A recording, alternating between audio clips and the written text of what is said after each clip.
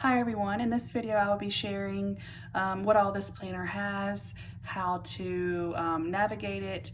If you are not familiar with how to get this digital planner into your PDF app like GoodNotes, then you can watch my video for that. It's real short, it's real simple.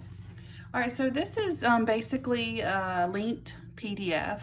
And when you import it into GoodNotes, it makes it into a clickable digital planner. So this is the cover page, and sometimes because my finger is kind of large, because the pen is small, some of these links right here I have to use my finger for, so we'll see if it works. Oh, sorry. So you want to make sure in the top right, this is GoodNotes 5. This is where you will edit the if you want to write, and then when you need to be able to click on things, you'll need to kind of, this little image, this little icon here is a pencil with a line through it. So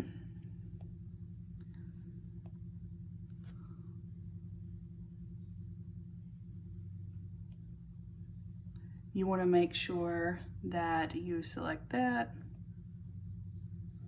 All right, so this is the index. This is kind of where all the different parts of the planner are linked.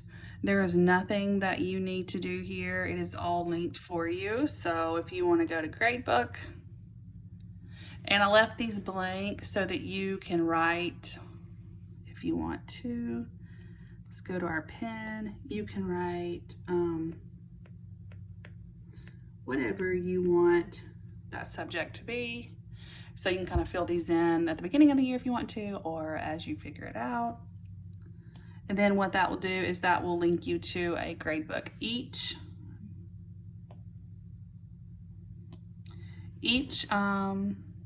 space here is linked to a different gradebook, so you do not have to worry about the overlinking.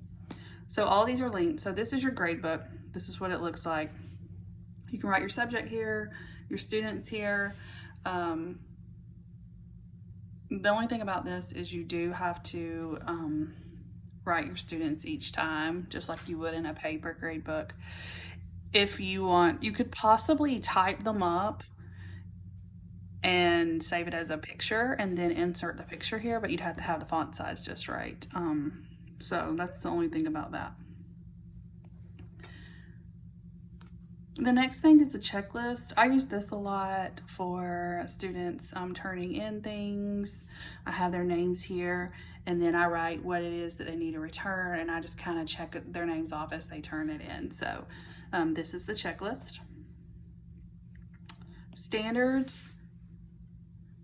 You have reading, language, writing, math, science, social studies.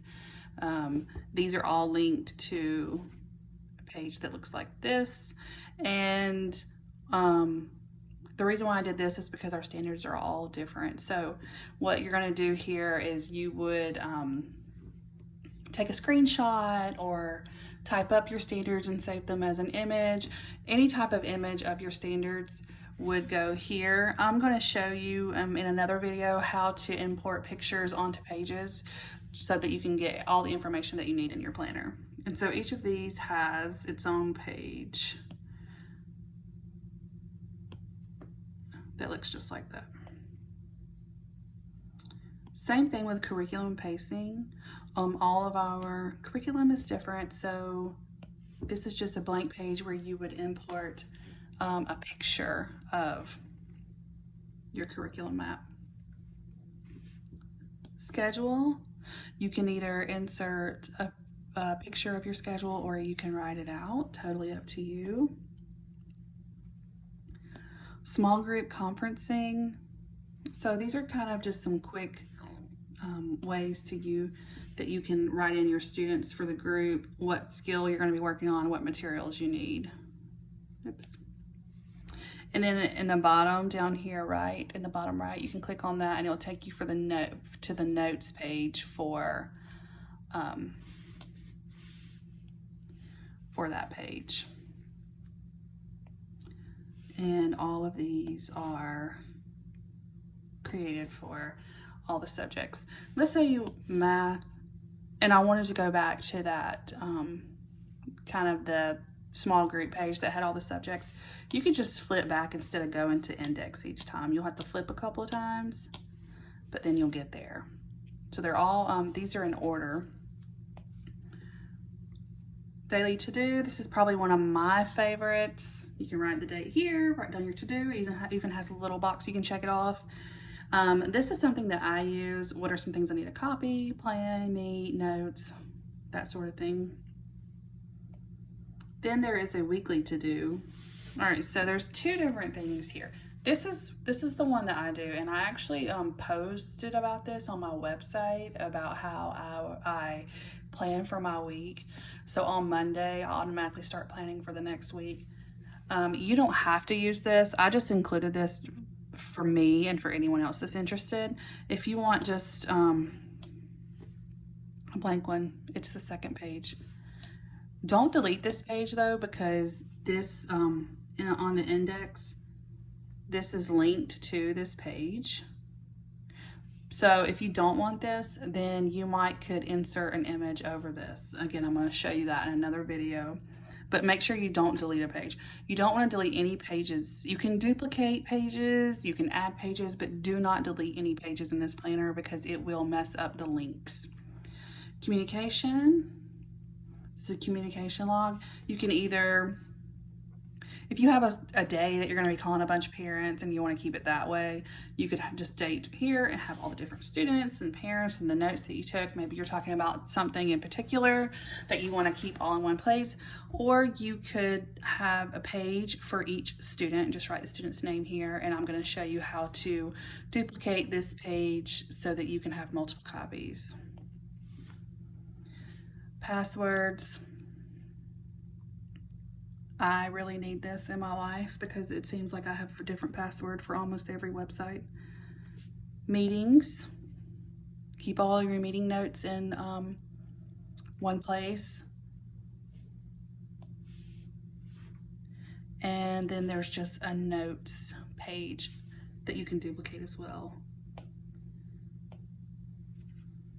There's extras. These aren't really additional templates. It's more of blank templates that I included. So if you happen to write on, there was more than that. Let's see.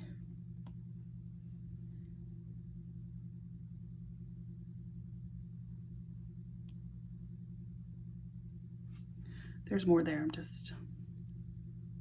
There we go. Oh. Okay, well.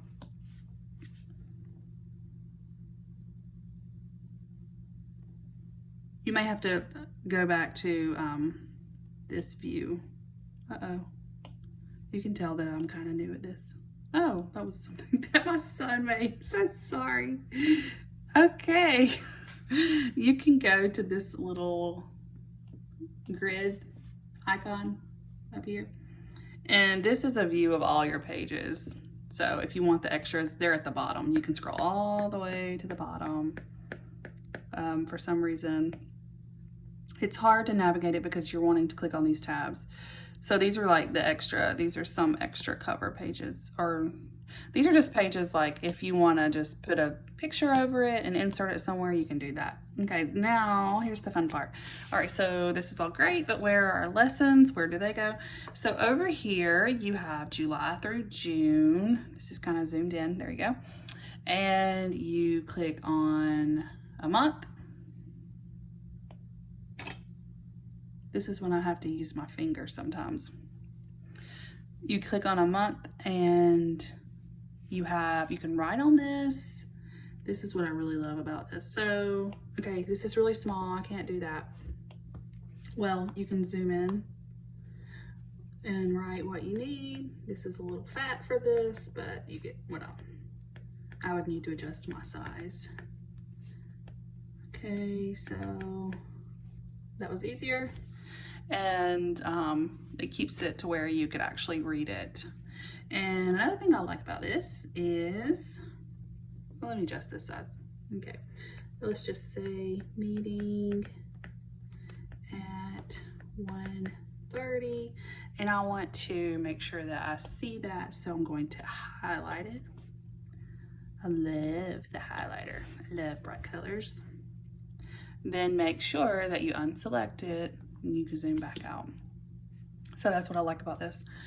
All right, I'm going to go ahead and erase that before I forget that I put it there.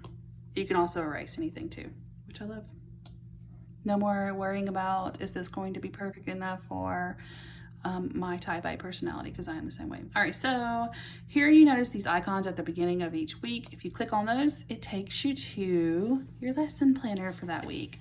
So this is, I tried to do it as 2 pages so that you have room to write, and to get to the next page, you just, like I said, I'm new at this. To get to the next, there you go. And then to go back, you can click over here to go back to the monthly calendar. So that is where all of your lesson plans are. Each week is linked to a different template. You do not need to copy those. Those have already been copied and linked for you. So if you go here, this shows you all of the pages in the planner. And you can see that the way I organized it is I did the month, and then I did not mean to do that. Then the lesson plan pages for the month are behind the month. So if you wanted to flip back and forth, you could. And there are 184 pages in this planner. Okay, so that's kind of what the planner has. I didn't really go into a lot of different things because sometimes, in my opinion, some planners can get overwhelming and there's just a lot of stuff that you don't need. So I wanted to just include the basics.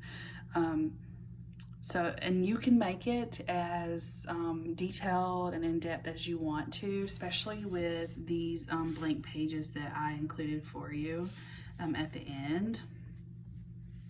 You can pretty much, if it's an image, then you can copy one of these, put the image on there, and put it wherever you want to in the planner. You cannot link in GoodNotes. So, but I did flatten the PDF, but I did leave it to where you could edit the PDF. So if you wanted to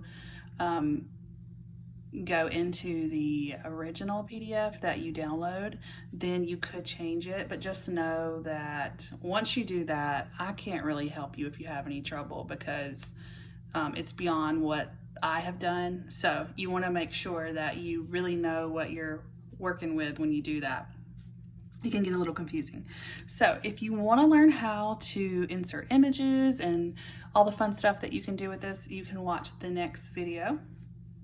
Thank you for joining me.